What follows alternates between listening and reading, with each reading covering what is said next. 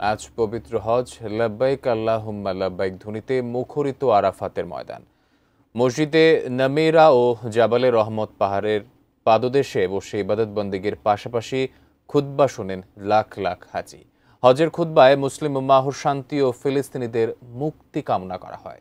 বিস্তারিত শাওন মাহফুজের প্রতিবেদনে।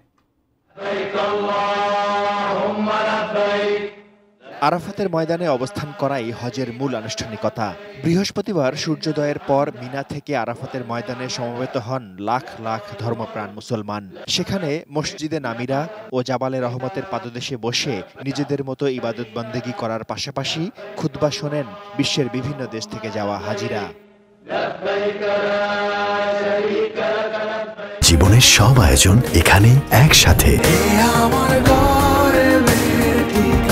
3 দিকে পাহাড় বেষ্টিত এ ময়দান থেকে মুসলিমদের ঐক্য, শৃঙ্খলা ও শান্তির বার্তা সমগ্র বিশ্বে ছড়িয়ে দেওয়া হয়। মহান আল্লাহ আরাফাতের দিন ইসলামকে পূর্ণাঙ্গ জীবন ব্যবস্থা হিসেবে ঘোষণা দেন।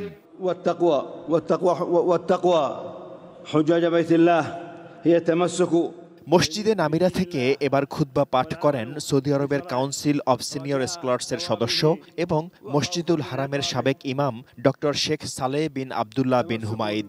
হজের খুতবায় বিশ্ব মুসলিম উম্মার শান্তি ও ইসরায়েলের দমনপীড়ন থেকে নিরীহ ফিলিস্তিনিদের মুক্তি কামনা করা হয়।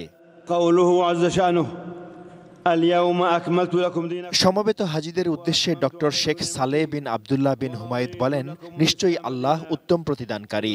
কুরআন ও হাদিসের মূলনীতির ভিত্তিতে বিশ্ব মুসলিমকে ঐক্যবদ্ধ হয়ে আল্লাহর রজুকে শক্তভাবে আঁকড়ে ধরতে হবে। মুসলমানদের মধ্যে ভ্রাতৃত্ববোধ বজায় রেখে মহান আল্লাহর সন্তুষ্টি অর্জনে মনোনিবেশ করতে হবে।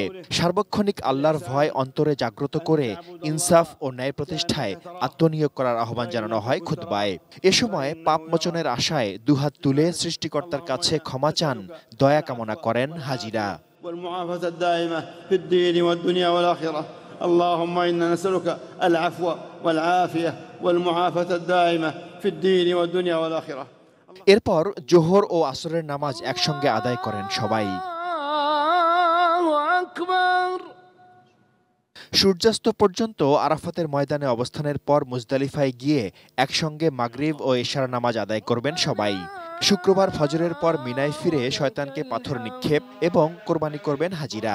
এরপর স্বাভাবিক পোশাক পরে মিনা থেকে মক্কায় গিয়ে পবিত্র কাবা শরীফ তাওয়াফের মধ্য দিয়ে শেষ হবে হজের আনুষ্ঠানিকতা।